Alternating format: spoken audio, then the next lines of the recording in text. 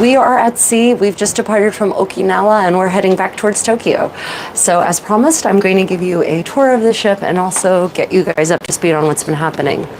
If at any point you have questions, is there something wrong? If at any point you have questions, just drop them in the chat and my cameraman will let me know what they are. So here we are on deck 2.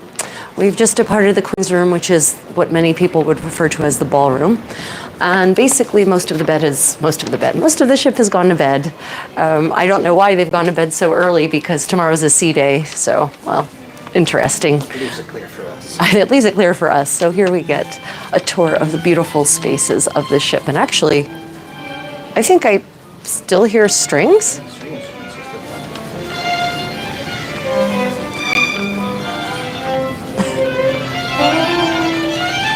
The ladies are still playing. That's amazing. Oh, that's great. So this is an unusual pleasure. We have 2 of our string artists providing beautiful music at almost midnight. So it's pretty great. So this is the grand atrium. And this is sort of the artistic heart of the ship.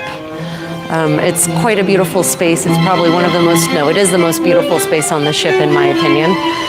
So if you come out here, you can actually take a look around and see the gorgeous Art Deco aesthetic that this place really captures so beautifully. And it's one of the reasons I love cruising with Cunard in particular. So if you're watching and enjoying, please go ahead and hit that thumbs up. I know it's sad, but there it is. And if you have a question, then please feel free to drop it in the chat and we will respond to it. 3 people. Yay, okay, coming along. So we're on deck 2, for those who are wondering. And hopefully the sound will continue to work. We'll see if anything interferes with our Bluetooth. So I thought I'd start with some of our observations of the situation thus far. We're actually on day 7 of our 19-day voyage, but we're about to head back to Tokyo and there'll be a big turnover of passengers. So Embarcation, for those of you who are cruising out of Tokyo, the brand new cruise terminal, relatively new cruise terminal that is there, it's actually quite lovely. They've done a really good job of turning the whole cruise port area, sorry, there's a little bit of motion, into this amazing landscaped park. And there's cherry trees, and there's apricot trees, and there's prune trees, and they're all blossoming, prune trees, plum trees, and they're all blossoming, and it's really beautiful. So, and it's very walkable, which is nice. And there's good public transit to the cruise port, almost right in front of the terminal itself where the ship docks. So that's a big bonus. Unfortunately, because of the time of night, we will also be running into quite a bit of vacuuming and shampooing and whatnot, so. Yes. So in the cruise port, you can actually do quite a lot. If you are the kind of person who doesn't like to really stray far from the ship on a port day, Tokyo Cruise Terminal is actually quite a nice choice. Leave the guy there who's, unfortunately, I think the Britannia restaurant doors are probably locked too tightly for me to get into. Yeah. You post the dinner menu here. No, that's the breakfast menu. Yeah, it's the breakfast menu. Okay, well, This is where they post for those who are interested, they can read it. we have 1,200 passengers who are Japanese on the ship currently. And so that means everything has been rendered bilingually, menus and whatnot. That includes all the menus for the main dining room, the Britannia restaurant. So we already have the breakfast menu posted for tomorrow, of course. And it's pretty much, for those who've cruised with Cunard before, it's the same as always. There is absolutely nothing new on the breakfast menu. If you've never cruised with Cunard before, it's sort of a combination of American and British breakfast options with some continental options thrown in. But they do have the Japanese breakfast. Oh, yes. For those of you who are either Japanese passengers or who enjoy a good Japanese breakfast, they do offer now, because of the 1,200 Japanese passengers, they offer a traditional Japanese breakfast, which is rice porridge with various pickled vegetables. Oh, it's just me. Oh, with various pickled vegetables and side dishes. So if you prefer that to a European or American breakfast, then you can actually request that whether or not you have a Japanese passport. So that's different as well. The fact that we have 1,200 Japanese passengers on board this voyage out of Tokyo means that we also have a lot of ballroom dancers. So the Queen's Room has been jam-packed, the dance floor pretty much every night, in some cases to the point where you can't really move. So my preference, my tip is if you're embarking on a Cunard cruise out of Japan and you like to dance, wait for the last set of the evening. That's when the floor clears out. Let's see. Okay, back to embarkation. I wanted to mention that if this is your first time embarking from Tokyo, and you're coming from an airport, there are some options to get to the terminal, some of them very inexpensive but inconvenient, some of them very convenient but perhaps expensive. So we flew into Narita, which is the further and newer of the two Tokyo airports. And unfortunately, to take public transit from there would involve one train to Tokyo Central Station, another train to another spot, and then a third train to get to the actual terminal. So it would be quite inconvenient.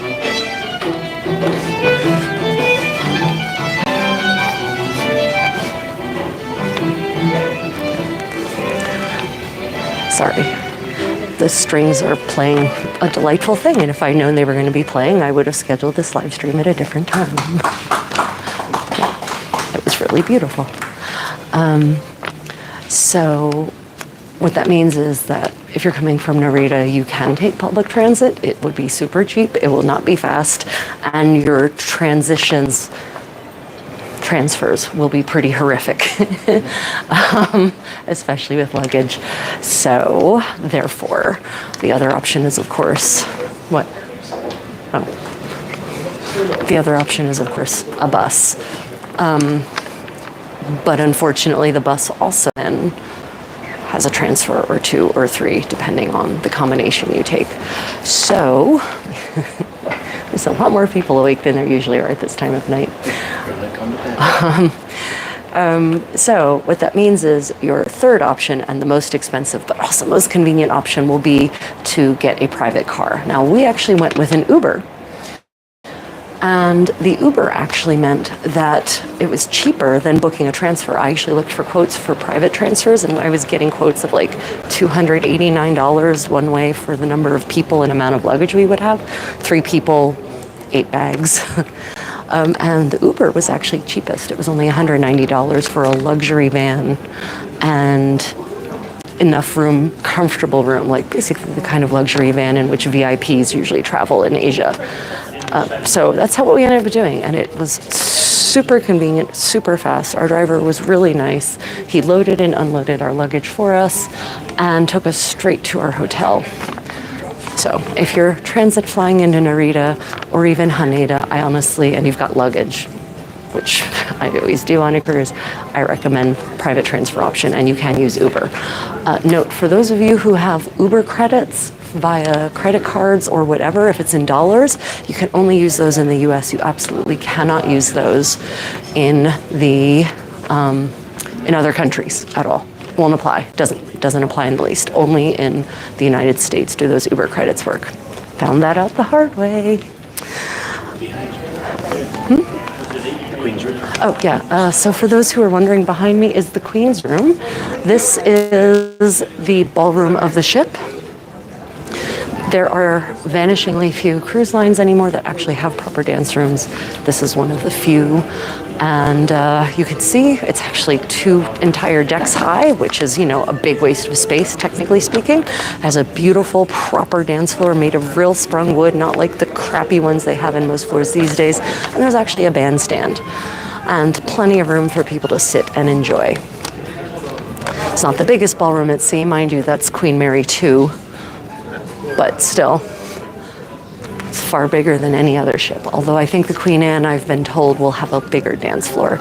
I can neither confirm nor deny that, though. That's a rumor I've heard. I haven't actually talked to anyone who knows things to confirm that. Okay, so those are my tips for embarkation, pretty much. Sorry, I took notes to make sure we'd get through all the salient bits. If at any point you have questions, feel free to drop them in the chat and we will answer them. And another cheap plug, if you just joined, please hit that thumbs up button. Thank you. Okay, moving on. Movement. Shift. Just ignore me. Oh, okay. Then don't talk. Okay, my cameraman is trying to talk to himself, but it ends up making me think he's talking to me. Okay, so note some differences, talking about food in general. It's been 18 months since our last voyage on Cunard, and for certain, meal times have gotten much earlier. So it used to be that breakfast in the main dining room, the Britannia, was served from 8 to 9:30, and now it's being served from 7:30 to 9, which is really unfortunate for those of us who like a leisurely morning, or maybe even to get a workout before we head onward. And I'm just going to pause here. And lunch is also earlier in the Britannia, from 11:30 to 1 instead of noon to 1:30, which is what it used to be. And dinner is definitely earlier in all decks. All of these same earlier hours also apply to the Lido, the buffet deck, right? So in the main dining room, dinner, the first seating is from 5:30, and the second seating is from 7:30. So it's much, much earlier than it used to be. And for the Lido deck, buffet dinner is from 5:30 to 8:30, which is actually a little early, in my opinion. And breakfast in the Lido ends at 10:30, whereas it used to end at 11 or even 11:30 in some cases. So all meal times have been moved up half an hour or an hour. And I don't know if that's because we're in Asia, and that's catering to Asian preferences, or if that's just a general Cunard shift. Can't say. It's been 18 months since our last voyage. Okay. So staying on the topic of food, for those of you who... Oh, yeah. For those of you who want to pay extra for your meals, behind me is the veranda. That's a fine dining steak restaurant, and I've heard very mixed things about it. I've never eaten there myself. You pay a surcharge there. You pay $60 per person more, I think, on this voyage to eat there for dinner, and they don't have a lunch option currently. Don't know why. Oh, we wanted to go up. Yep. Yeah. We're going to go up a deck to deck 3. So in terms of dining in the main dining room, Cunard has gone to a dual arrangement for time. So it used to be that you just had 2 seatings in the evening, and you had to decide whether you wanted first or second seating. And I'll be honest that for most of us, me included, the first seating is too early, the second seating was too late. So 18 months ago on our voyage, actually, they rolled out and experimented with freedom dining. And that was a disaster back then, but it wasn't a disaster because it had to be. It just, I think there were lessons to be learned that were learned painfully. So now you have 3 options. You can choose first seating, second seating, or freedom dining. Freedom dining means you can show up anytime between 5:30 and 7:30, I think. Last call's at 8 or something like that. And be seated. You will not be at the same table. You will not be with the same people. You will not have the same wait staff. So this means that your wait staff is never going to get to know you or your preferences, which is a big benefit of the set seating, because then you have the same wait team. They know you. They know what you want. They actually put a lot of effort forth because they know they're going to get a tip from you, hopefully, if they do well. Whereas in the freedom dining, you can't afford to be tipping everyone all the time. So pluses and minuses, you have to decide which works more for you. Stand here and talk about our tea.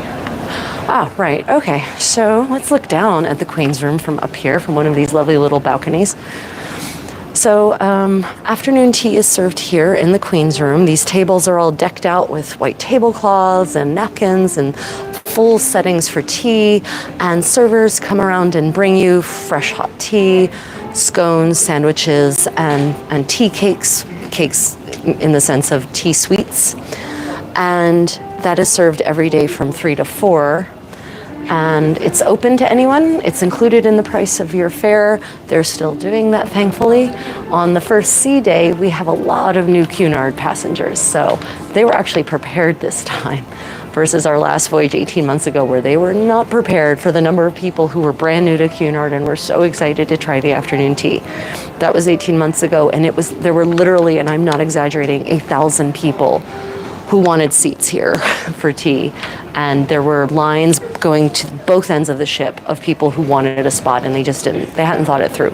They did this time though, so despite the fact that we have 1,200 Japanese passengers, 1,000 of which I've been told have never cruised with Cunard before, they were prepared. They actually set up the Britannia with extra seating for tea time. Obviously, it's not quite the same experience as dining there in that beautiful Queen's room, but at least they got proper afternoon tea and didn't just watch other people get afternoon tea. So if you are dining with Cunard and cruising with Cunard for the first time, note afternoon tea is included. And some days, all days, they have musicians of some kind. What are they doing down there? That does not sound good. It is more than vacuuming. Anyway, they always have musicians. Sometimes they have a tea dance, and we have had one tea dance. And a tea dance is an older tradition from the late 19th, first half of the 20th century in Britain, where you would literally have afternoon tea and there would be a dance band and you would dance.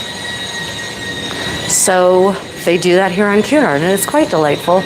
And sometimes that means that you don't get any tea or anything to eat because you're just dancing the whole time, but some of us cruise mostly for the dance opportunities anyway. So speaking of dancing happens in the Queen's room also. There's a dance orchestra that's still all there. They're allowed to take requests, and they're happy to take requests, especially if the requests happen to align with their personal tastes. I think we're gonna go this way. Yeah, Royal Theatre's closed. We can't go in there anyway. Yeah, it's okay. Oh, okay. Welcome, dear viewer. If at any point you have any questions, please just drop it in the live chat and I will answer it. So we are now up to talking about the current dance situation. We've had ballroom dancing pretty much all evenings except for one party evening, but they didn't call it a party evening. What did they call it? No. It ended up being a party evening in any case. Yeah, I think, it ended up being a party. Dance Through the Decades, that was it. Yeah, Dance Through the Decades was basically a party evening, and that's fine. That was the day that they had the tea dance, I think. Yeah, that was the day on which they had the tea dance, which was nice because it meant we still got some proper dancing in. And then in the evening, it was, sort of shake your butt, line dances and party dances, and that's fine. Queen's room has been packed. The floor has absolutely been very, very well trodden this voyage. So I've seen some people posting about why are they still doing ballroom dancing? The floor was empty when they were on the cruise. Not a voyage I've ever been on has had an empty dance floor, and this floor has been particularly packed this time. Unless they show up after midnight. Right, okay, yeah. My cameraman just quipped, unless people show up after midnight, then it is empty, and that's true. So for those who don't like ballroom dancing, and you want some sort of club-style dancing, they do that up in the yacht club, which is up on deck 10. So there is that option. And let's see. Moving on to a topic that causes great polemics on the Facebook fora, the dress code. If you have any specific questions about the dress code that I'm not about to address, don't forget you can ask them and I will happily answer. The dress code. So my first Cunard cruise was in 2010, and I have watched the dress code slowly degrade over the years. Yes, I'm one of those people who enjoys dressing for dinner and for dancing every evening because I don't have to cook and clean here, and so I can get out all of my fancy frocks and just enjoy the feel of being elegantly dressed, but not everyone likes that. That being said, there are plenty of other cruise lines that offer that kind of more casual experience. Library, yes. So the dress code currently is smart attire is most evenings, and smart attire is, as far as I can tell, basically not jeans and a t-shirt, and almost anything else pretty much goes. They say something like gentlemen should wear collared shirts and trousers, and ladies should wear pants, blouses, and dresses. And I'm like, and skirts, and I don't think there's any other options really. Those kind of cover all the things anyone could wear, really. So here we are in the library, just so you know. There is actually a library on this ship. It's 2 beautiful stories, and it really is just such a gorgeous space with its Art Deco look, its Tiffany style stained glass details, its actual real wood paneling and proper wood stairs. So, if you want a beautiful space in which to just sit and read, Cunard has you covered. They also have a pretty decent book collection of both fiction and nonfiction, and you can borrow these books just like in any library for free. You just have to return them. Except for port guides. Except for port guides for ports that we're visiting. Then you have to read those as reference books in the library. Yeah. So back to the dress code. On formal nights, the minimal standard is supposedly a jacket and a tie and slacks. I will say, though, that the adherence or the practice of the dress code has been somewhat lax on this voyage compared to other voyages, with many people not really seeming to want to, and there seems to be no enforcement of it. So if the dress code is important to you, then you might be a little frustrated with the general trend. I personally like it when everyone dresses nicely, because for me, the way other people dress becomes part of the decor and part of the ambiance of this beautiful ship. Yeah. So I think that's kind of the trend, and I don't think that there's going to be a return to jackets and ties required for dining in any given space or for socializing in any given space, and that's just the way it is. Oh well. Oh, there's a Clive Cussler. Yeah, your mandatory junk vacation reading, Clive Cussler. No judgment. Totally lots of judgment. Okay. If there are any questions about the dress code, just drop them in the comments. And give a thumbs up. Oh yeah, right. Sorry, I hate that I have to do this, but I'm a slave to the algorithm. If you're enjoying this, please find a way to hit that thumbs up. No, if you can hear me. Oh, and if you can hear me, please hit the thumbs up or make a comment, because for all I know that I'm talking into the void. I'm honestly not certain how well this whole live streaming thing is going to work. I'm using the ship's premium internet, which brings me into internet on the ship. Segway. Let's go down the pretty twirly stairs, shall we? This is great for your cameraman. So, internet packages have changed in the last 2 years. It used to be that you would buy a certain number of minutes and you could literally log in, download, mail, whatever that you needed to read, log out, read it offline, compose an answer offline, and then send it by logging in. That is no longer the case. You can now either buy daily access for a package price that comes to about $24 a day for premium streaming, or premium level internet, which supposedly is streaming quality. I'm testing that out right now, so let me know how the quality of the video is. Or what's called Essential. And I tested the Essential, and the Essential was really just Essential.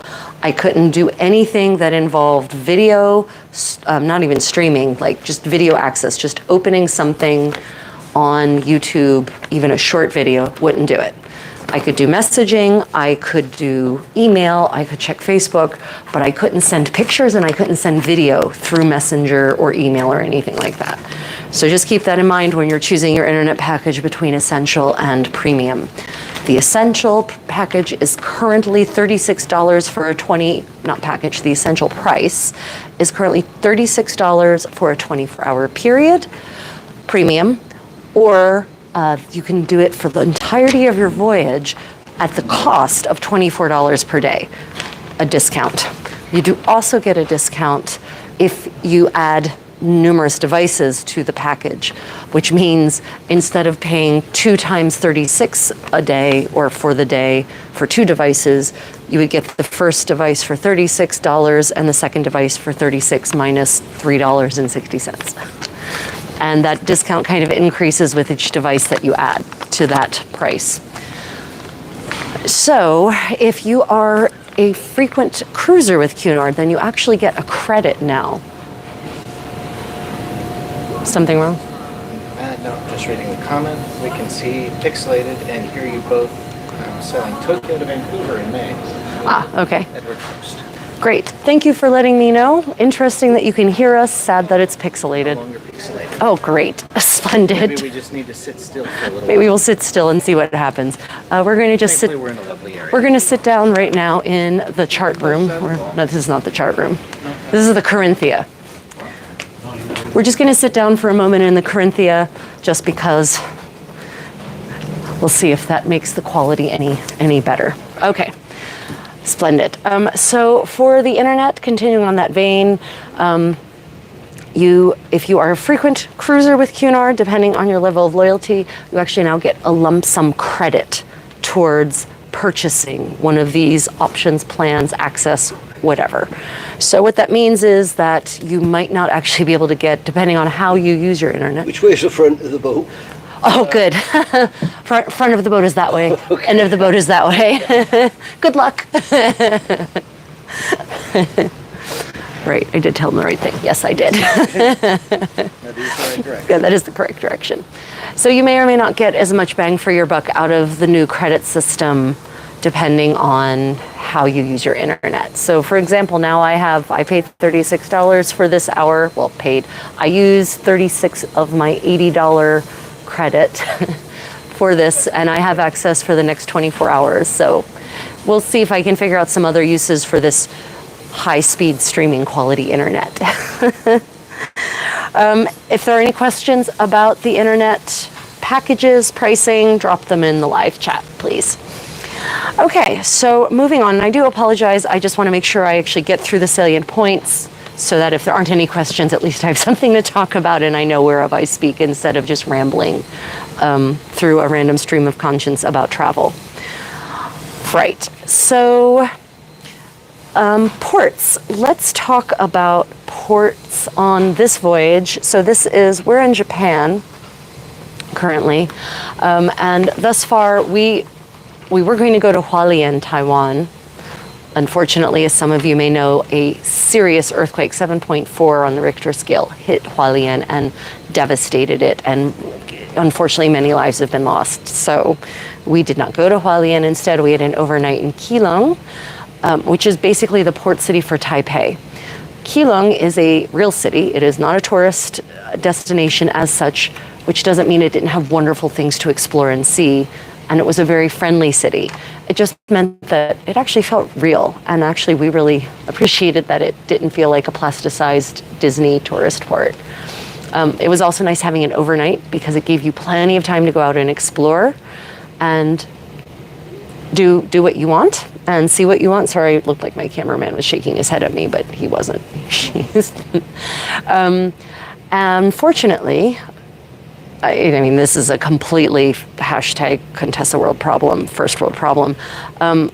Because of immigration requirements in Taiwan, they had to have immigration people there for any passengers coming on or off the boat, immigration officers, which meant that from midnight to 7 a.m. there was a blackout on leaving or coming back to the ship.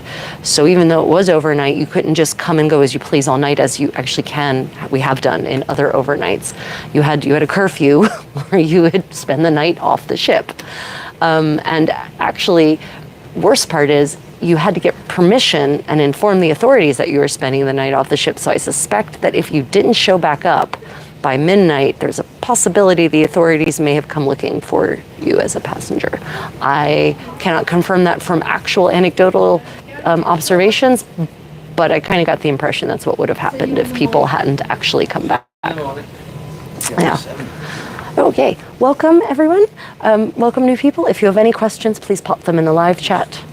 And do hit that thumbs up. Sorry, I'm a slave to the algorithm. Yes. There's the port information. Yes. What? Remember that you spoke port information? Oh, yes. Okay, so information that you were given about the ports. It used to be, in the before times, actually I think even on our last voyage, on our 18 months ago, we were actually given every day, or you could actually, they used to give them out and then you had to go and request them. Port guides. They would actually give you printed port guides with really useful information about the port, including sites to see in a port map. No more port guides, at least no more printed ones. They are still producing them, but they are available now through your My Voyage app. So you now have, you can either use an app or you can use the web version of the My Voyage for Cunard. And even with just using the ship's Wi-Fi without buying the package, you can access My Voyage, and you can actually get access to the electronic version of your daily program. It will also, you have options for reserving dining. So if you want to reserve freedom dining at a specific time, or you want to reserve a spot at breakfast, highly recommended, by the way.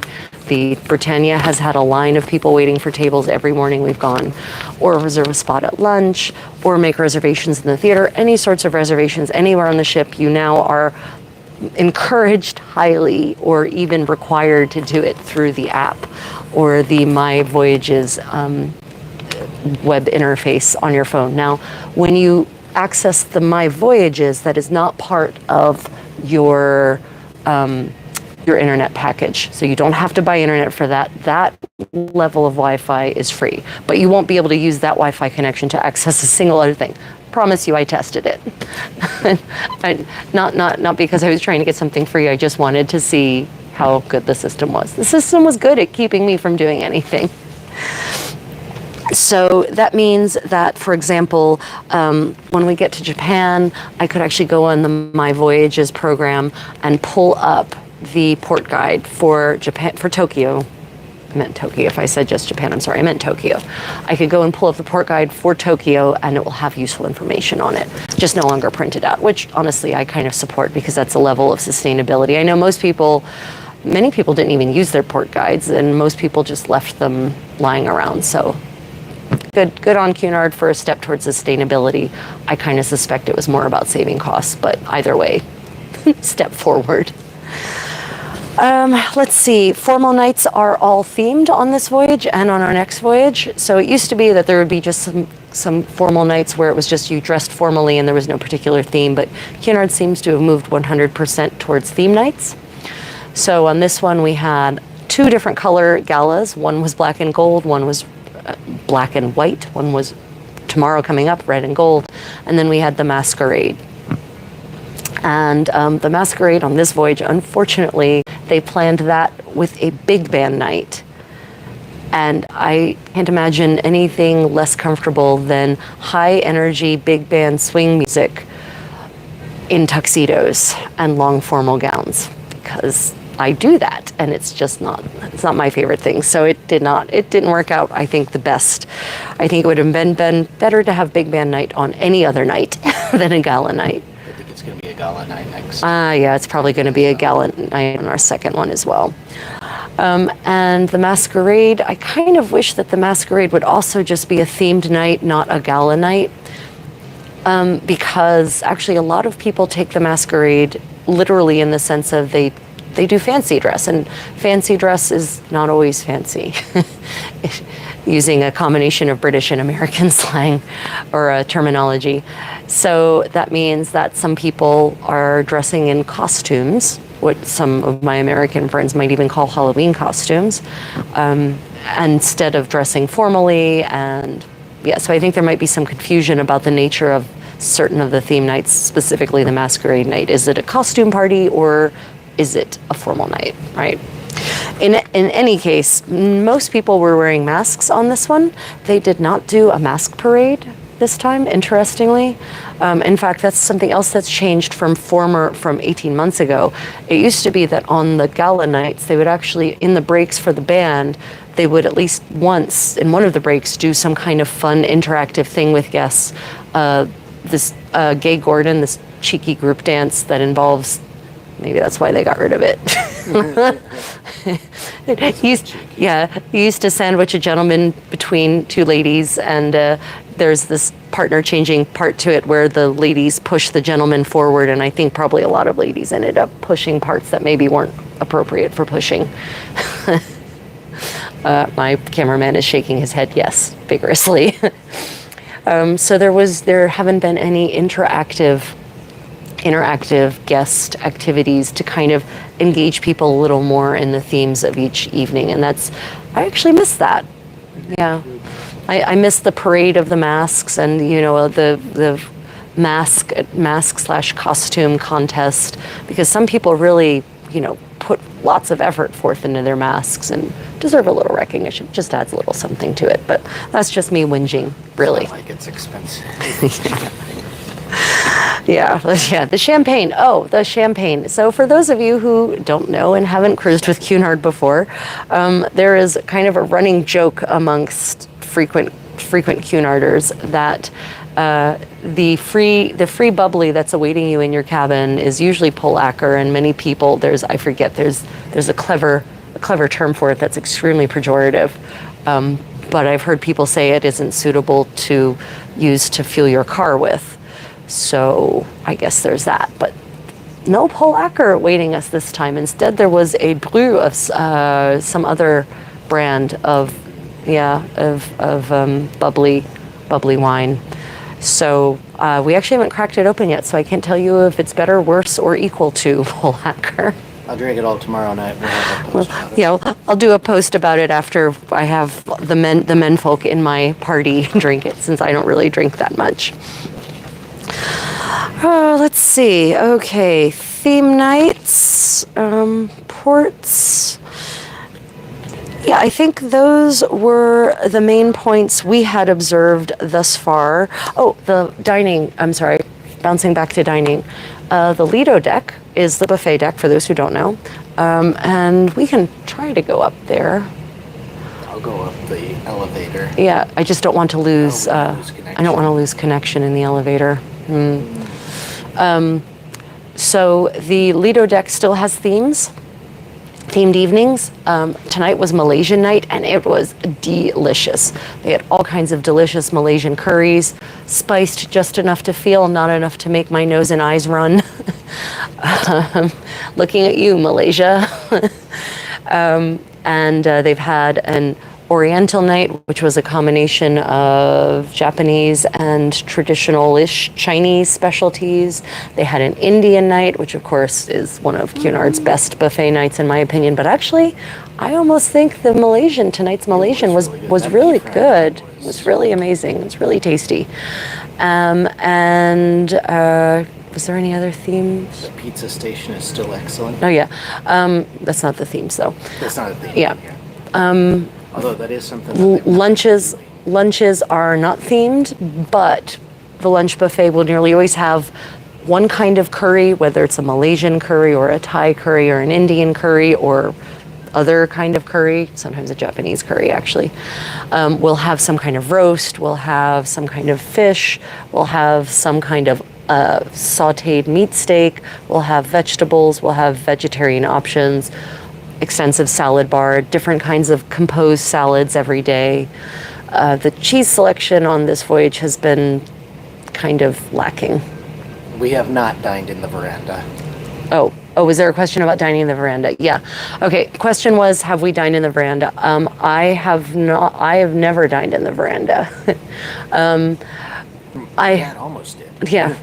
I've heard mixed from friends who have done so. I have received mixed reports. I've had some people rave about it, and I've had some people who were extremely angry with their experience. Having not done it personally, I can neither confirm nor deny, but I will say that, yeah, feedback is mixed. Honestly, the food everywhere else is so good. I mean, I guess my general opinion has been that the food in other places is good enough to suit my palate that I haven't felt the need to pay an extra $60 per person for a meal. People may not know you can eat at the Golden Lion Pub for free. Yes, so that's another dining option of which many people are unaware. There is a pub on board, the Golden Lion Pub, and they have both lunch and dinner. They serve lunch from noon to 2:30 and dinner from 6 to 8:30. And they have, I've been informed, very good fish and chips. I know for a fact that they have excellent curry. Their chicken tikka masala is very good. And they now have a lamb curry on the menu. And they now have lamb curry as well on the menu. And that, the Golden Lion Pub, is included in your fare. It is not a surcharge. So that's an excellent option. I will say on sea days, it's almost impossible to get a table for lunch unless you are like there when they open and you just colonize that table. I'm not gonna finish the thought on what it's like if you colonize a table. And thank you for the question, Edward. And the family O'Connor says they've dined in the veranda twice, and both times it was excellent. Good. So there we have 2 counts of excellence in the veranda. So it's up to you, dear viewer, whether you wish to, take a chance, take the surcharge, and have a potentially delightful experience, or, it might be worth trying. If, especially on a day where perhaps nothing else appeals on the ship. For those who don't know, you can actually see the menus for the main dining room in advance. The morning, sometimes the night before, they actually post the dinner menu for the next day on deck 3 outside of the restaurant. And if you're gluten-free or allergen. Yeah. So these days, Cunard works very hard to accommodate food intolerances and allergies. And so if you are gluten intolerant, you inform the maitre d'. He will actually get you the menu for the next night in advance, and you will tell them what they want, and they will prepare it in a gluten-free way. Now, mind you, if you are celiac, you need to let them know that, because that's different than a lifestyle choice, because they really take celiac disease very seriously on this ship, and they will actually prepare the food in a separate area of the kitchen, and make sure that they're not using contaminated utensils and that sort of thing. So, if you are, please don't abuse that sort of extra service that they provide, because it is extra to prepare everything that they might prepare in a normal way, in a really clean, gluten-free kitchen. They do offer vegan options. They do offer vegetarian options. They do offer lactose-free options. You just have to inform the maitre d' in either the main dining room, or if you're in the grill's maitre d'. Same thing for the veranda. Are we diamond status? We are platinum. Oh, We're is that below diamond? Yes. Because Edward just said he'll make sure to dine in the Golden Lion, and evidently at Diamond you get a free lunch in the veranda. So that is true. So one of your perks as a diamond level loyalty is that you do get a free lunch in the veranda. Almost there. Yeah, we're almost there. Maybe another 20 cruises or something like that. The gap between platinum and diamond is actually pretty steep, as I recall. So yeah, if you are a diamond, you're a frequent cruiser, you actually do get a free lunch in the veranda. And so that's a good way to test out the waters and see if it's worth the surcharge to you. Let's see, other things about food. Freedom dining. They no longer do like the chocolate night. Or Yeah. So some of you may have heard of the fruit carving nights or the chocolate buffet. I haven't seen a chocolate buffet in a very long time on Cunard. I think it stopped during COVID, and I don't know if they ever restarted it or if they briefly restarted it and then gave up on it again as a cost-saving measure or what. Yeah, I haven't seen any of those famed, and the Cunard used to do a really good chocolate buffet. They had some. And I'm a chocolate snob. I want my chocolate to say, hello, I'm cacao, with a touch of sugar, not the other way around. And they had some really amazing chocolate desserts, but no, they don't do that anymore. And they used to have a fruit carving station or fruit carving demonstration, and you could go up and watch them do it, and they'd actually have these beautiful carved fruits everywhere. And I'm not certain if it was a COVID thing or a norovirus thing or a cost-saving measure. It could be any or all of those. Speaking of contagions, for once, it's not COVID. Yay! It's not even norovirus. It's possibly something more horrifying. There is some kind of gastrointestinal thing going around the ship.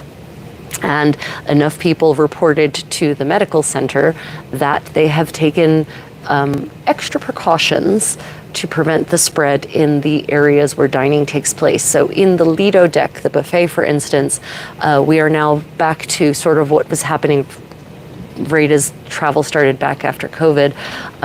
You are no longer allowed to serve yourself in the buffet. Things are served for you. And while it's slightly inconvenient in the sense of it takes a little longer, I actually kind of prefer it. It keeps it cleaner. It feels less like feeding at a cattle at a trough. Yes, food. And actually you don't have to get less food, but I feel like there's less food waste because people are less inclined to just keep scooping or to ask someone else to keep scooping, if that makes sense. So Asking for like 3 scoops of that beef yes, rendang. but you have to ask for it instead of just automatically giving yourself a gallon of beef curry, right? So, yeah, it's actually okay. And Cunard has done a really good job handling the logistics of having staff provide everything, including drinks. You can no longer get your own drinks on the Lido deck due to this wanting to prevent the spread of this pretty horrifying gastrointestinal bug. So that may or may not happen on your voyage. It may or may not continue on to our next leg. We'll see. I'll do another live stream on the next leg to see if anything has changed or updated. Just keep it in mind. If it happens, try to be patient with the staff. They work. Seems to have worked. They work really hard, and these measures, as much as I've heard some griping, and some of the Japanese passengers, I don't think it got translated clearly or interpreted clearly, so some of them didn't quite get it. But the measures seem to have worked. We haven't heard about any more outbreaks of horrifying gastrointestinal bugs, which, by the way, was the #1 cause of most passengers and sailors at sea for centuries. So I'm happy for anything that stops that from spreading. Yeah, anything else about the food? Freedom dining. Any questions from the listeners? We're up to 6 again. Oh yeah. So while you think of any questions that you may have, dear viewer, I will say that in Queen's Room is kind of our space. It's where we spend most of our time. And There is a question. oh yes, question. Speaking of staff, how's the service overall? Yes, excellent question. So that kind of segues into the comment I was going to make about the Queen's Room. In the Queen's Room, we've had some really excellent service. The waiters, the servers see us there all the time, and they bring us water without even asking. In fact, they bring us water in glasses so big I didn't even know they had these on the ship. And that's without asking. And they the staff has really gone above and beyond to be present and anticipatory, I feel, without being pushy. Our room steward, her name is Angeline, excellent. Anytime we come to her with the littlest thing, she immediately sees to it. We have gotten in the habit of leaving a pile of laundry on the bed with a laundry slip attached to it, and she just automatically whisks it away. We don't even need to say anything to her. And, I accidentally left our keys in the room one evening, and, happy as could be to come and let us in. So everywhere we've gone, the service has been excellent. We have done both the set dining on our first night, and we went back one night for the freedom dining because we couldn't get there at our set time. And even though it, obviously the freedom dining is kind of chaotic for those poor servers, we had excellent service, even, very attentive, coming and refilling our water, checking on us and that sort of thing. So the service is definitely still up to par. And obviously, this is our personal experience. I can't speak for everyone else's, although the passengers to whom we have spoken have said only good things also about the service in general. You know, there was, we had some issues with the immigration procedures coming back into Japan when we went from Taiwan to Japan, re-entering Japanese territorial waters and ported at Ishigaki. We had to actually go back through immigration. Everyone did. And whether or not you plan to leave the ship or not. And there were some passengers who didn't quite sympathize with that approach to immigration law. And they were unfortunately very abusive to some of the staff who were really just trying to funnel people through a system they had set up to keep the flow of human bodies moving. You know, we've got 2,000 something passengers who needed all of them to go through an immigration bureau that was set up in the Queen's room. And I think they had about 20, Yeah, there was 20, no way to, they had 20 immigration officers set up at ad hoc tables with computers. And they had us going through secret parts of the ship I didn't even know existed. much better than when we went through India. Yeah, oh God, the Indian immigration was nightmarish. No, this was much better system, but it wasn't explained clearly to passengers in advance, and it involved kind of going up to deck 3 and over top of the Queen's room and coming down and going through the Royal Court Theatre and going up again and coming down again, and it frustrated It was a bit of a jaunt. some of the passengers, and unfortunately they took that out who were just trying to guide people through. And so that wasn't the staff, that was actually kind of passengers not being as understanding as they. But on the other hand, I think I actually heard some of the staff say, well, we could have done a better job at communicating to our guests in advance. So a give and take sort of situation there. So be aware that if you are cruising anytime where you go from one country's territorial waters to another, it is highly likely you will have to go through some sort of immigration process. It's highly likely. It might not be one you actually have to do face-to-face. Sometimes Cunard has an arrangement with the port authorities or the country that they just need your passport and they handle it virtually or in some other fashion. Sometimes they want face-to-face.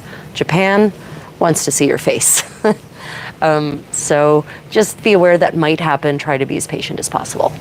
Edward said, wonderful, thank you for your answer. And then one of your listeners is joining us on the next leg. He's flying into Tokyo tomorrow. Oh, splendid. Definitely join us. If you are joining on the next leg of this voyage, embarking in Tokyo in 3 days, please come and find us. We're super friendly and we love meeting new people. You will always find us in the Queen's room, and if you see a human, tall, slender, and super blonde, and 6 foot 7 or 6 foot 8, that is our eldest child. He's actually only 17, even though by height he's probably 103. I don't know. He's so tall. His hair brushes the ceiling in some of these spaces. Yeah. So if you're joining in 3 days, then please come find us. We love to chat and meet people. And we're always in the Queen's room. And we're nearly always in the Queen's room if the Queen's Room Orchestra is playing there. Let's see, any other important points?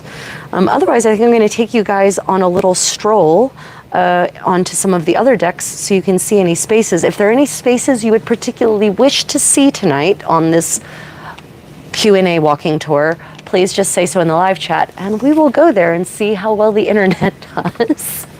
We might even be able to go out on the deck. I wonder how Wi-Fi is out on the deck. Although there's not much to see. There's the deck, and then there's the infinite darkness that is the ocean at night, with maybe some bright lights where squid ships are luring squid to their death. Yeah, okay. Let us go and head up to the some of the clubs upstairs so people can see those spaces. She just wants to make me climb the stairs. Commodore Club, please. Commodore Club. We are going to head to the Commodore Club, dear viewer. So I will tell you what that is on the way there.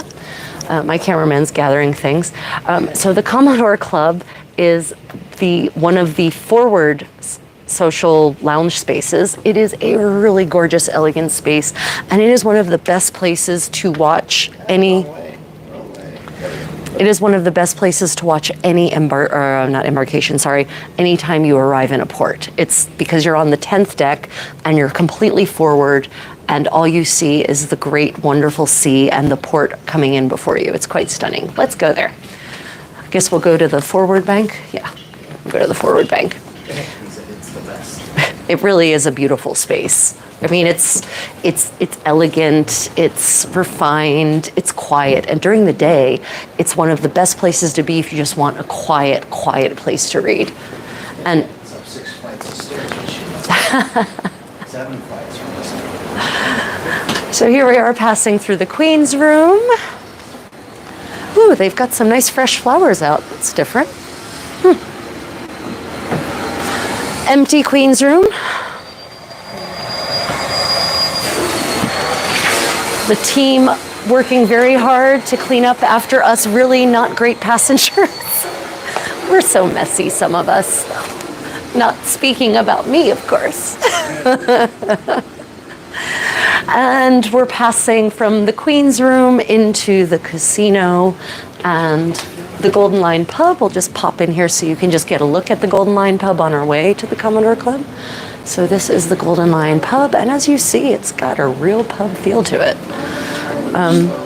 They have musical, they've got soccer on. They have musical performances in here, different kinds, different days. This often trivia happens in here. It's a very nice space. It's a schlep. I said yes, it's a schlep. It is.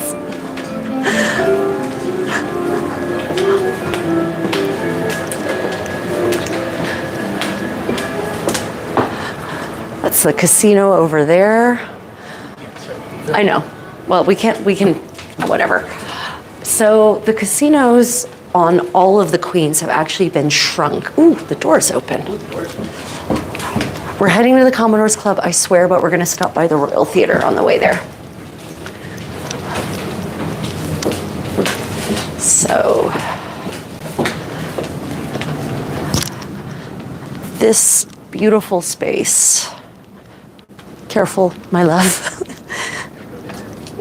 This beautiful space is the Royal Court Theatre. It's actually set up for Sunday service tomorrow. I think they called it a sailor-style Sunday or traditional ship-style Sunday service, I think is what they called it. This is where all of the theater productions are.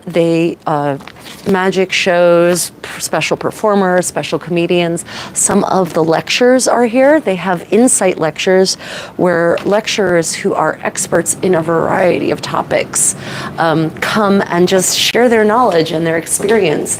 And you can learn some really fascinating things on these cruises. That's all included in the cost of admission, so to say, of getting on the boat. They have West End and Broadway quality productions sometimes, often like excerpts from said productions. The most important job. Exactly. Now we're gonna take this elevator. Yay. Thank you. We're going to try. We'll see what happens. Did you want to come in? You sure? Okay. Okay, let's see. Lose everyone. It still says we have 7, and we're here. Okay, I hope we didn't lose too many people there. Sorry. Well, we'll know that the elevator is a dangerous gamble. Okay, to the Commodore Club. We are now on deck 10 forward. So remember, forward is, well, the front of the ship. Aft is the tail end of the ship. We're back. But were we not back before? No, he said we're back. Oh, good. Okay, great. We got confirmation. Thank you. So here we go. So in this corridor, what? The lift was a bridge too far for the one time. It was. It was, indeed. So in this corridor are fascinating plaques and statues and carvings, and these all represent gifts from places where this ship has made a maiden voyage. And so each of these is representative of a specific port. So you get some very interesting art and crafts, completely variable, you know, from Alaska to Africa, from Australia to South Korea. Some A country in Europe. A country with Austria. ports. No, with ports. Not Austria. So this is the approach to the Commodore Club. It's pretty quiet tonight. This is it. Here we are in the Commodore. It's closed, so there's all sorts of comfy, different kinds of lounge spaces up here. We have kind of couches. We've got comfy seats. We've got love seats. And up here is the panorama picture window that will afford you one of the most stunning views you can possibly wish for. Sorry about that. When cruising into any port. Yeah. Not right now. Just not right now. Right now, all you see is the inky, infinite blackness of the ocean, which will swallow your soul. So, yeah. Over here is the bar. It's also a very lovely sort of, makes you want to sit at it and have a martini, even though I think that would probably be disgusting. I've never had a martini, but the things that are in it are not really my thing. They also have a grand piano, and so they often have a pianist up here playing. One of my friends, Lisa Harmon, is an amazing vocalist and pianist, and she has often played at this piano. Lisa, if you're watching, I love you. Miss you. So, this can be a really fascinating space if you have the right combination of musician and cocktail and company. So, yeah. Love the inky infinite blackness that will swallow. I think about these things. There are also scattered throughout the ship in general scale models of various Cunard vessels. So this is actually Queen Victoria, sort of Queen Elizabeth's sister ship, although this is an old model because when she was originally launched, they had her. They sort of had this trail off style decks on the back, and those were like basically giant decks for premium passengers, but they have since extended all those out the way they are in Elizabeth, so that there's more cabin space now. So you can actually kind of date this model. Yeah, but I wonder do you remember where the scale model of Elizabeth is? I think she's down actually in front of the library. Anyway, this actually gives you, Elizabeth is actually relatively similar to this, so you can actually see some things. If any of you are cruising on the grills, this level up here in the center, very top center, those are the grills, the Queen's Grill and the Princess Grill. And that deck is reserved, that center deck on the very tippy top, that's just for grills guests. So they sort of have their own separate space. Excellent catch on the QV model. Yeah, thank you. Pay attention to these things. Also, I wondered why she looked so fat in the back compared to what she used to look like. I've actually heard some interesting arguments about how beautiful she used to be, and now she just looks like, well, I've heard some very rude language used. It's funny how people get really emotional about that. Historic pictures. There's an example right here. Oh, yeah. So all over all of the queens, in fact, they have historic photographs of former Cunard vessels, and in some cases former White Star vessels, because of course they used to be separate. So, this is the Mauritania. Yeah, they've got pictures of the Mauritania everywhere. And when you look at these, you would never know in many cases you're looking at a cruise ship, because that's the way they used to decorate. There wasn't like a cruise ship aesthetic as there kind of is now, no matter what era you choose. But one of the things you will notice in these pictures, if you look closely, is that every single piece of furniture is screwed into the deck with a really big screw. And I do mean every piece of furniture in every photo. And that's when you remember that when the Mauritania was sailing from 1906 to 1935, ships didn't really have stabilizers. And the North Atlantic was a mean, mean mistress. And so, yeah, there were frequently times where those ships would get tossed around and the furniture would just go flying. Did we lose connection? Oh no, I'm just losing footing. Oh, yeah. There's a little bit of motion, not much, just enough that when you go up high, it makes you feel lightly tipsy in the most pleasant of I fashions. swear I'm trying to keep everything steady. So let's go take a look in the yacht club, which is right across the hallway from the... if any of you have heard of the Churchill Lounge, it is up here as well, actually. Yeah, we walked right by it. I think it's locked.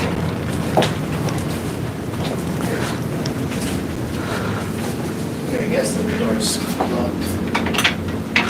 Yeah. It is not.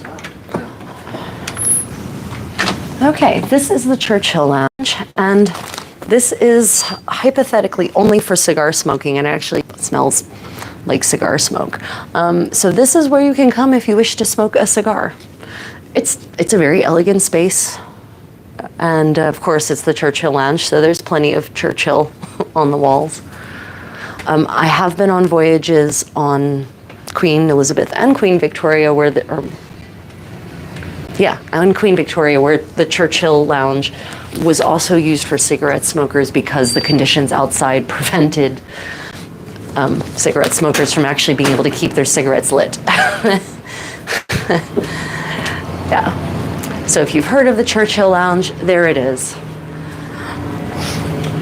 And here, we are now getting to the Yacht Club. This is a sort of nightclub space. Hello. Good evening, how are you? Is this she? This is she. I think we found, a smaller model anyway. Yes, I am. This is Elizabeth. Right. Yeah. Not as nice and big as the other ones. It's a little small. Yeah, much smaller than the other one and not as well lit. Yeah, so here is the Yacht Club. It actually has a pretty decent dance floor for, a nightclub. It's a beautiful space also. This is where, when something non-ballroom dance relating is happening in the Queen's room, generally they'll have ballroom dancing up here with recorded music. Conversely, this is where the nightclub happens. So they have a DJ. Sometimes they might have, they used to have a little party band up here, but I don't know if they've actually done that at all this time. They also have classes up here. This was actually where the Cunard World Club cocktail party was with the captain, because on this voyage, there were so few frequent Cunarders. It was lovely. It was great. We actually got to talk to lots of people. It was much more intimate. There was no big ceremony. There were just lots of drinks, lots of canapes, and the bridge officers socializing with, no, not just bridge officers, sorry, I'm falling into U.S. military crap.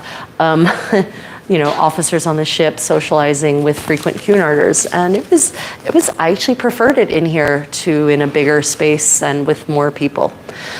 So yeah, it's a multi-purpose space. Primarily, at night, it's a nightclub, and depending on the night, there might be dancing here until 1, 2, or 3 in the morning.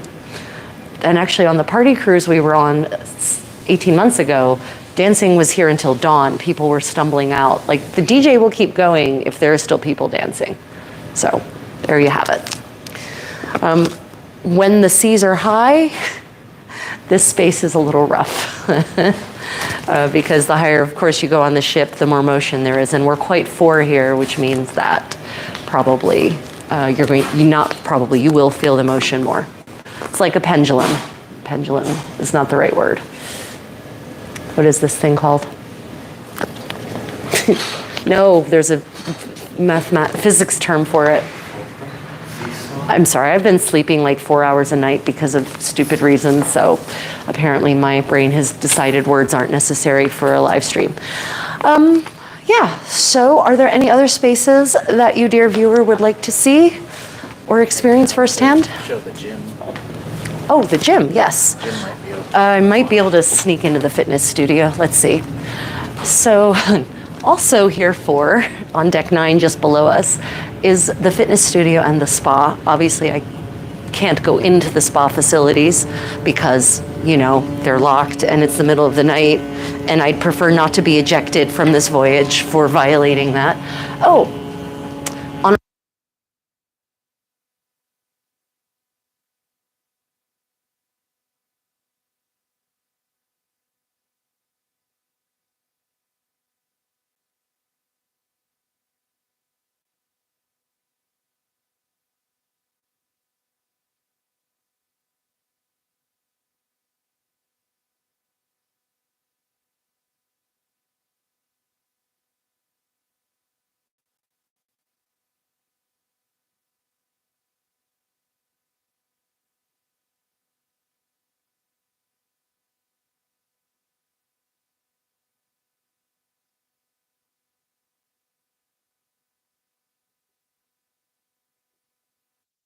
you for letting me know. Apparently my lapel mic decided that it should die when it should actually have like 10 hours on it, but whatever, who's counting?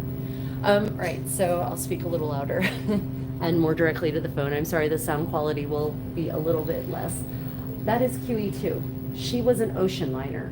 She was not a cruise ship, and the difference between a cruise ship and an ocean liner is several. One, ocean liners have a deeper draft and a wider draft, and that is so that they can weather serious high seas. So Queen Mary II is the last, as far as I know, the last operating ocean liner in the world. And as far as I've been told, there will never be another one. Because they're expensive to build, they're expensive to operate, and passengers just are willing to pay the premium to cruise on them anymore.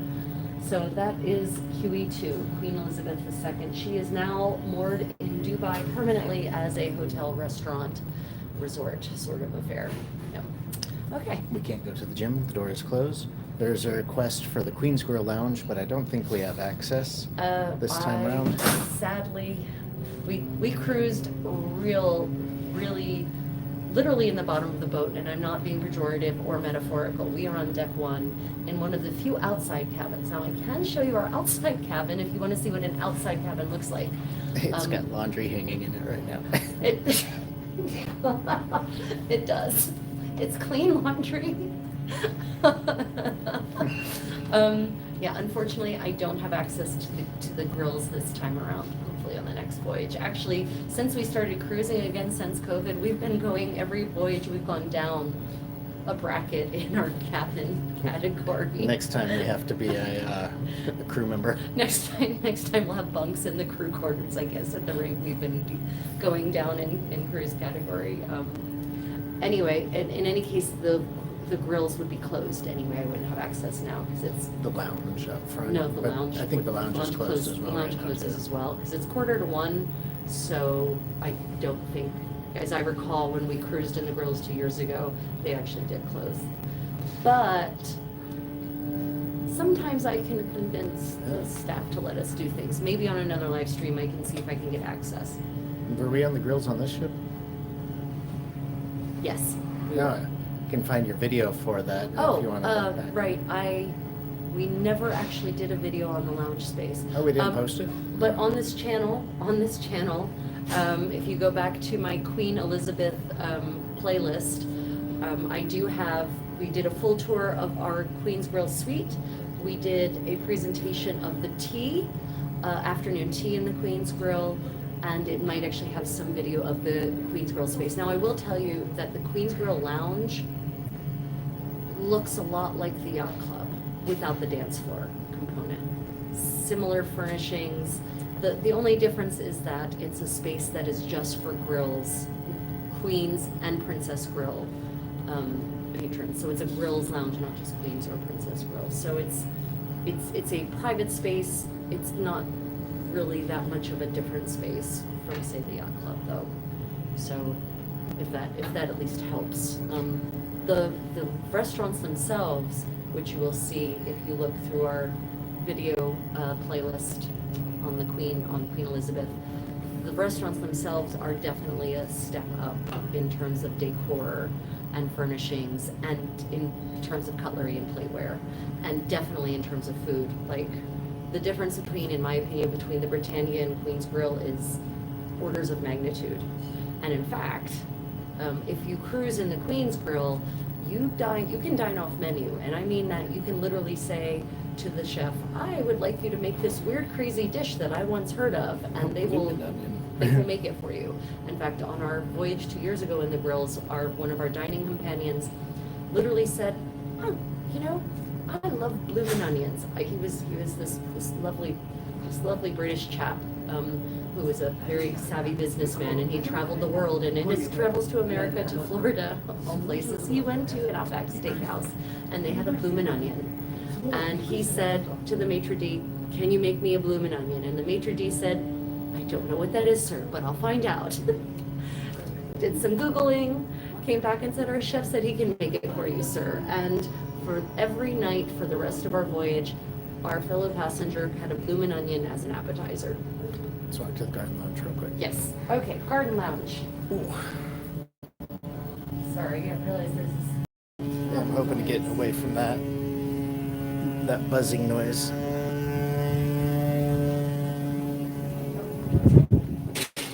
Okay, well, on our way to the garden lounge, we will pass by one of the 2 pools that there are. One of the 3. 3 pools, right, correct. Right. So to our left, you will see the aquatherapy section. This is not included in your fare, and you have to pay extra for it. I think it's a saltwater whirlpool kind of thing. You can lounge. There are these heated beds. There's aromatherapy rooms. That's all included in the price surcharge for that. Here we This have is hot the wave pool. tubs. Oh, yeah, the hot tub. Hot tubs, and then here we have a wave pool. It's not normally a wave pool, but it is tonight. Our eldest child went swimming the other day. He was open, and he said the wave pool action was quite enjoyable. He said he's going to ask for a bloomin' onion in May. Good for you. You know, when you pay the kind of surcharge lights that are you on. do for a grill, I seriously expect to challenge the chef. And I think, honestly, my impression was that both the waitstaff and the chefs enjoy being challenged. Okay, so here is the garden lounge. It's sometimes called the Winter Garden. I think it's officially called the Garden Lounge now. There used to be a dance floor in this round space. They decided they didn't need it. They tore it out and put in this round thing. They have not guest performance. They have musical performances up here. Dixieland Jazz sometimes is up here. Sometimes they host it in the Queen's Room. Tomorrow night it's in the Golden Lion pub. Dixieland Jazz? Dixieland Jazz. It's always hard to dance in the pub. It is hard to dance in the pub. You have to get up on a table. This is another space that during the day is generally underutilized. That's a rough question. What? Do you like the new art installation? Oh. Do you want my real answer? I thought something vomited all over the wall up there. Now I realize that you say that it's art, supposedly. I think it's horrifying, but that's just me. He says yes. Yes, my real opinion is that thing should be, whitewash would be better. A solid wall of black would be an improvement, but I do not cruise these ships because I like modern art. Exactly. Yeah, that's pretty. Thank you, dear viewer. I hadn't noticed that until now. Her eyes were skipping over it in horror, saving her from it. Now I can't unsee it.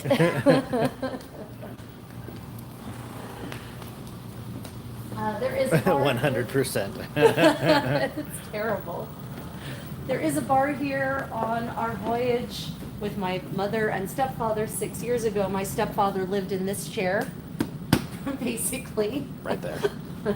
Oh, I think you can still see the impression. That's right. He broke the chair. Good. More appropriate art. Definitely more appropriate. Thinking. Oh, okay. Okay. Yeah, I'm falling. So here we come into the Lido deck. Normally they'd have somebody posted. Yeah, during these heightened measures, they now have people with hand sanitizer standing ready to encourage you very politely to please use the hand sanitizer. There's no food out right now. There's actually very few. There's a couple of periods of time where food is harder to come by. Room service is 24 hours and included in the cost of your fare, except for the items on the room service menu that specifically state a surcharge.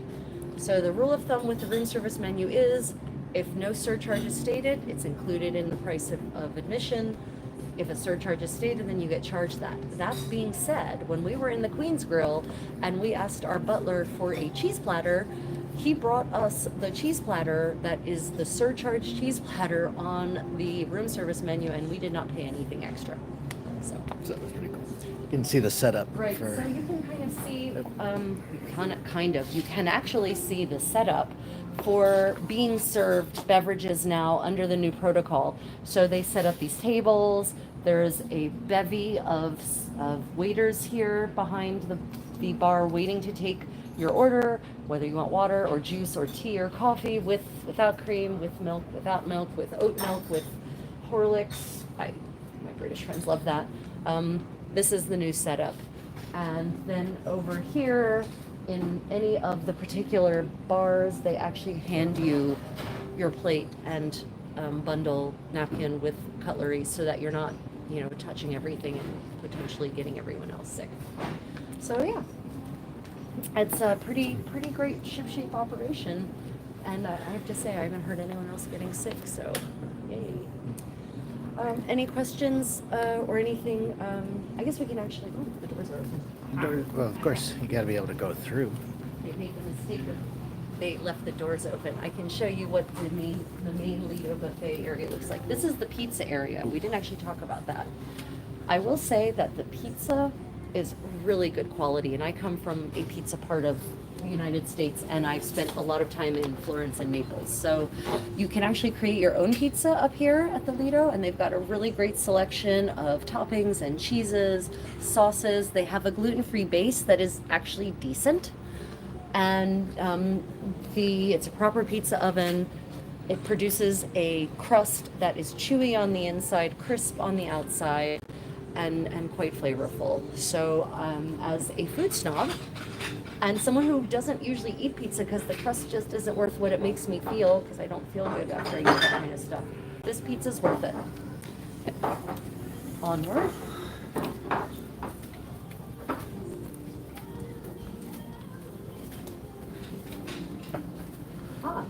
So you can actually see they're setting up for the breakfast buffet. So this is kind of nice, even though it's a buffet. They set up coffee or cups with saucers and spoons, and they used to be placemats and napkins with cutlery at each place, but as part of the anti-gastrointestinal dysentery death measures, they're no longer just laying them out, so it's a cleanliness thing. This is the Japanese breakfast. So here is the Japanese breakfast bar. So if you're even in the Lido deck for breakfast, you can also get a Japanese breakfast. There'll be pickled vegetables there.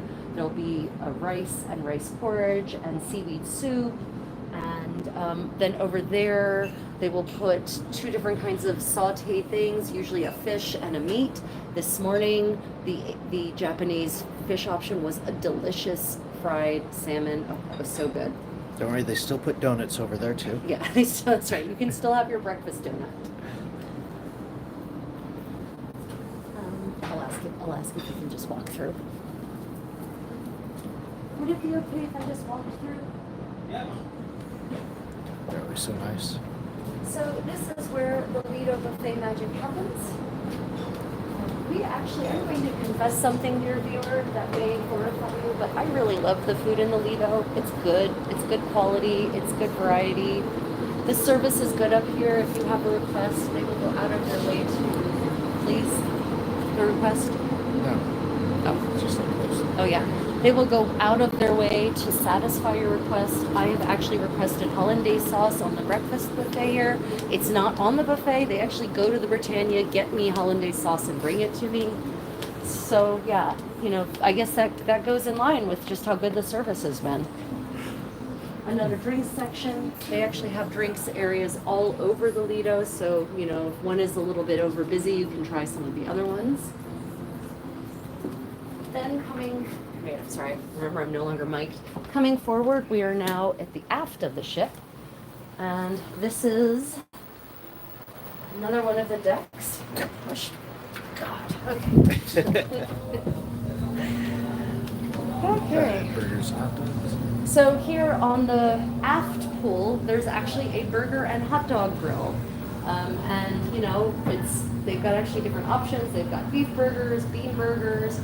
I shudder to think what a Coney Island hot dog is. Having been to Coney Island, that kind of scares me a little bit. So it is the classic full experience, right? Complete club music, apparently. Some people closed it down. Yeah, I guess some people had a hard party up here, possibly our Russian guests.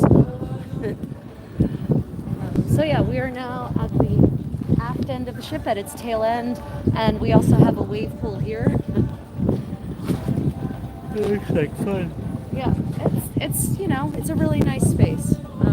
Obviously, or maybe not obviously, there are pool chairs and pool recliners out here during the day. They put them away at night, and then they come out during the day.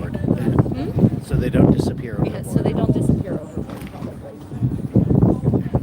You can actually go up there. There are more decks up above, and there is a little bit of a kind of walking. Oh, it's like it's around the aft. It's around the fore pool, right? There's a little bit of a walking deck around up there. Yeah.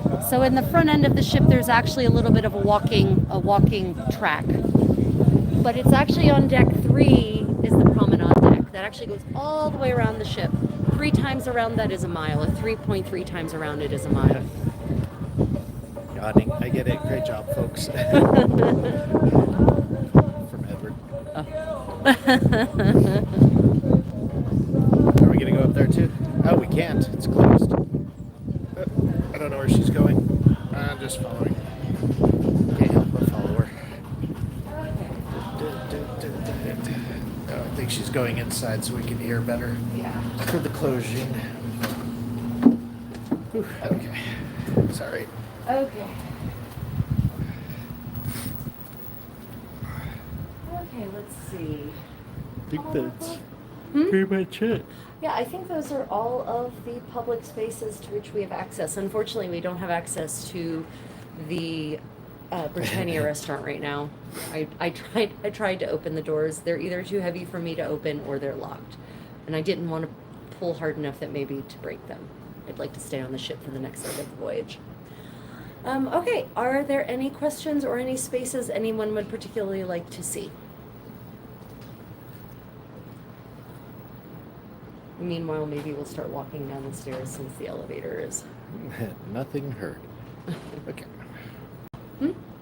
Oh, it's military there. Nothing heard, so you move on. Oh, okay. Okay, well then everyone, thank you for participating, for watching, for listening. Thank you for your questions. I really appreciate it. If you think of any questions after I terminate this stream, you can just pop them in the comments that will appear under the recording of the video once it has posted. So I hope you all have enjoyed it. I hope it was informative. I hope to see some of you on the upcoming leg of this voyage or maybe on a future voyage. Otherwise, until next time, guys, I hope your travels are safe and as creative as you wish them to be. Good night, everyone. Good night. Thank you, Edward. I can't find the button to press stop. Thank you, too. Hope definitely come and find us next week. Yeah, definitely. If you're coming, find us. We'll be obvious, I promise.